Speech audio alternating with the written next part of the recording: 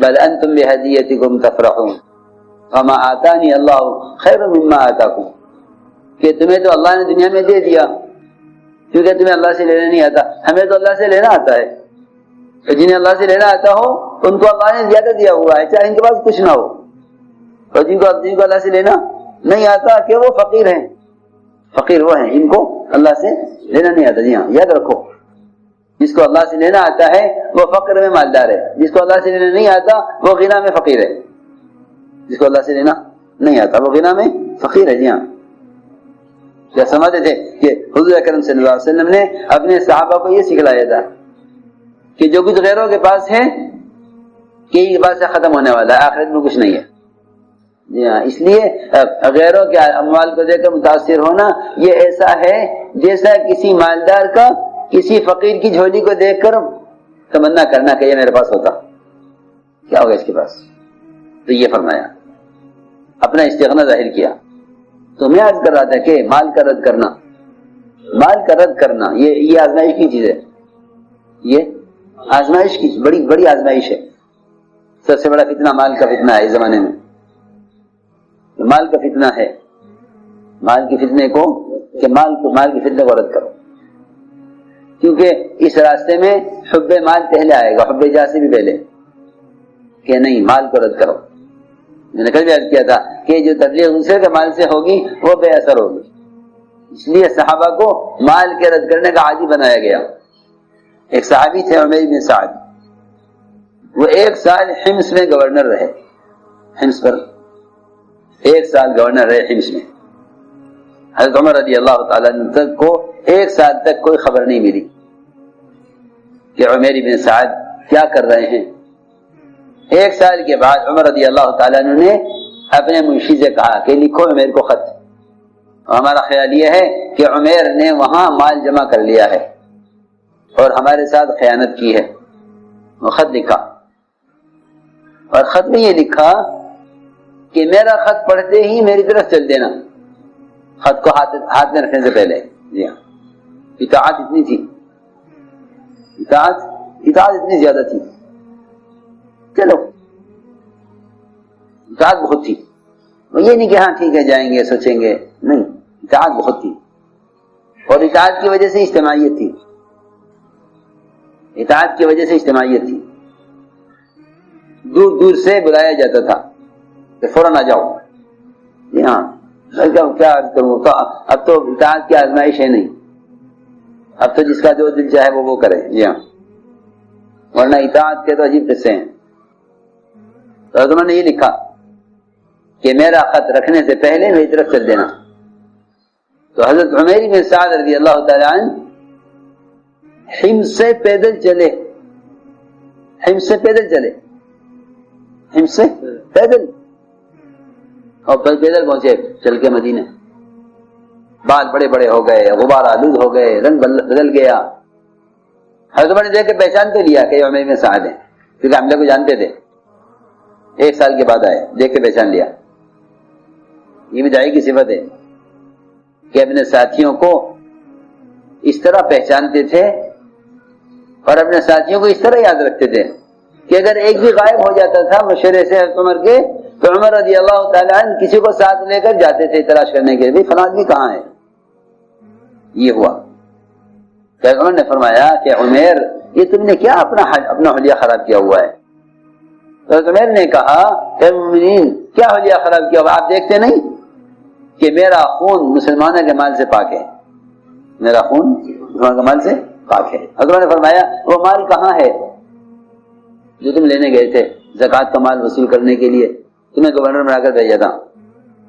حضرت عمر نے کہا کہ عمر اس مال میں نہ آپ کو کوئی حصہ تھا نہ میرا کوئی حصہ تھا، زکوٰۃ کی وصولی کا کام میرے ذمہ کیا گیا تھا، میں نے مالداروں سے زکوٰۃ لی اور فقراء کو دی، نہ آپ کو اس میں کوئی حصہ ہے نہ میرا کوئی حصہ ہے۔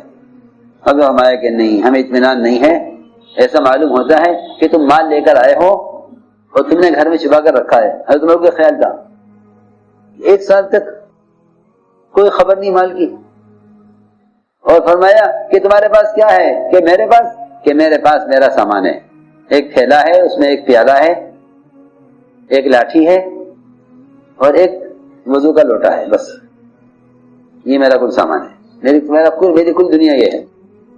عجیب قصہ ہے، میری کل دنیا یہ ہے، یہ میرا کل سامان میں حمص سے لے کر آیا ہوں جی۔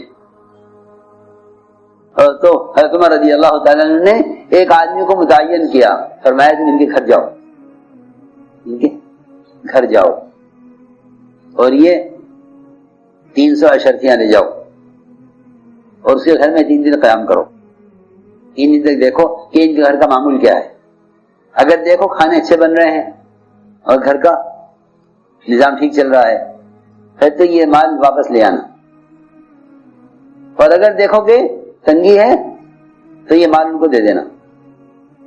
وہ فرماتے ہیں کہ وہ حارث نام تھا، وہ مال لے کر گیا ان کے گھر کہ میں مجھے اپنا مہمان بنا لو 3 دن کے لیے، میں ٹھہرنا چاہتا ہوں۔ کہ ہاں ٹھہرو، کہاں سے آئے ہو؟ کہ مدینے سے۔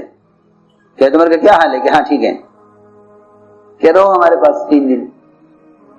3 دن قیام کیا ان کے گھر میں کہ 3 دن تک ایک روٹی بنتی تھی روزانہ ایک روٹی بنتی تھی، وہ ایک روٹی مہمان کی کھلائی جاتی تھی گورنر صاحب کے گھر میں، اور میاں بیوی دونوں بھوکے رہتے تھے کہ بھائی ہمارا مہمان ہے، عمر کی جہاں سے آیا ہوا ہے، اسے کھلا دو۔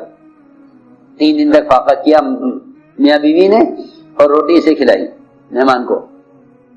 3 دن کے بعد کہا حضرت عمر نے حارث سے کہ حارث 3 دن ہو گئے ہیں ہمیں فاقہ کرتے ہوئے، ہمارے یہاں تو ایک روٹی کا انتظام ہوتا ہے، بس وہ ہم آدھی ہم کھاتے ہیں آدھی بیوی کھاتی، لیکن اب 3 دن ہو گئے پورے، لہذا ہماری آپ سے درخواست یہ ہے کہ آپ کسی اور گھر میں چلے جائیے، ہم سے فاقہ برداشت نہیں ہوتا۔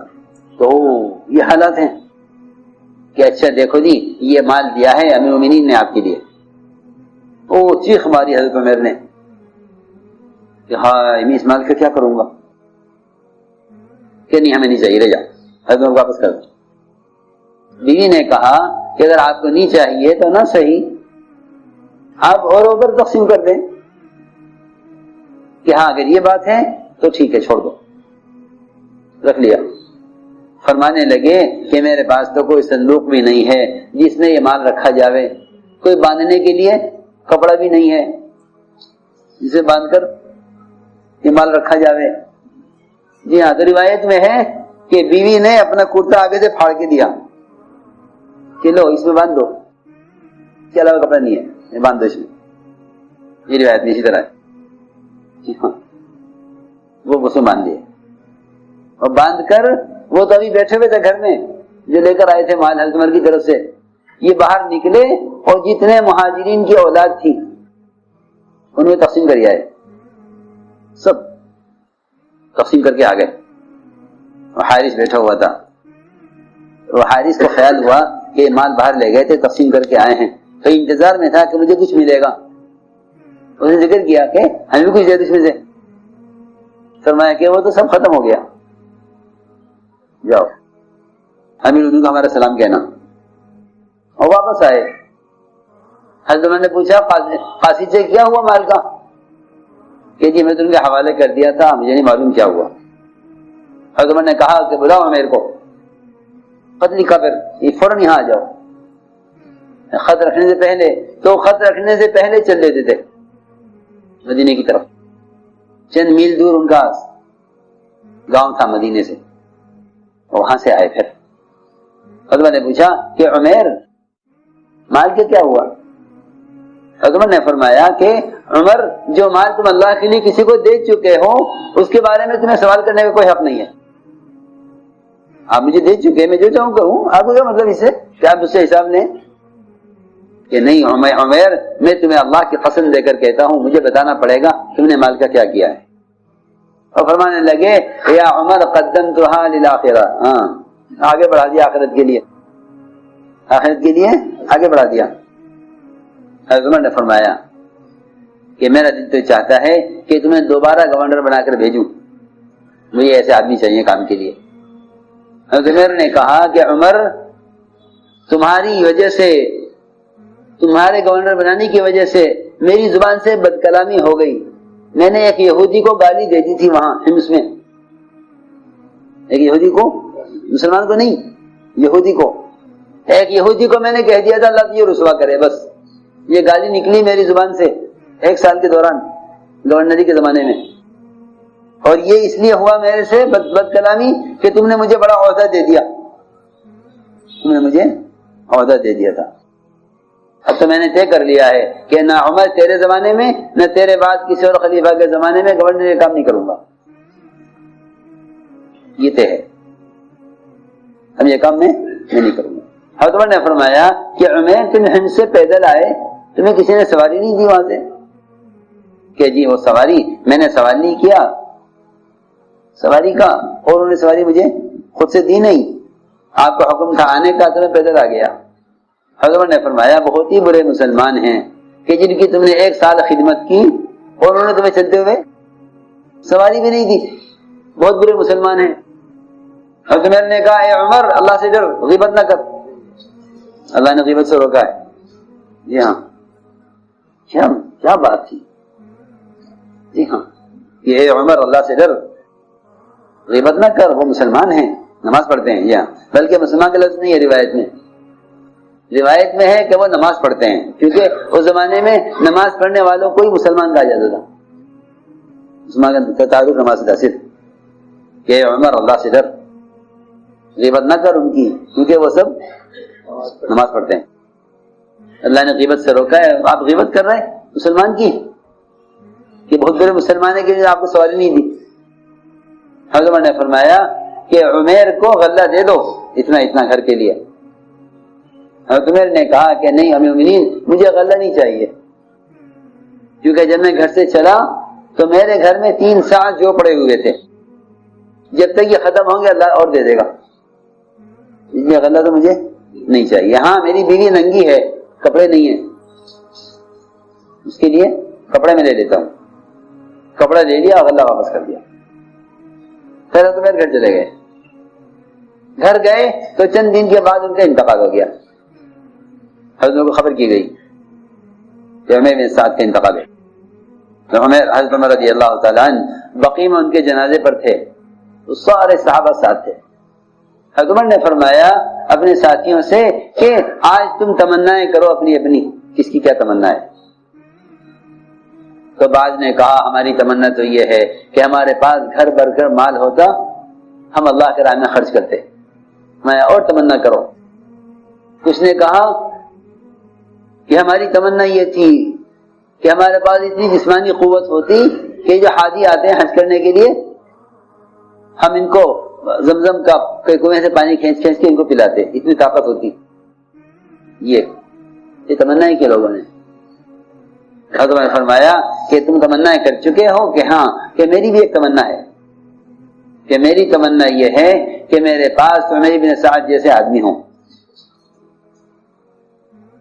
میری تمنا یہ ہے کہ جیسے امانت دار لوگ ہوں.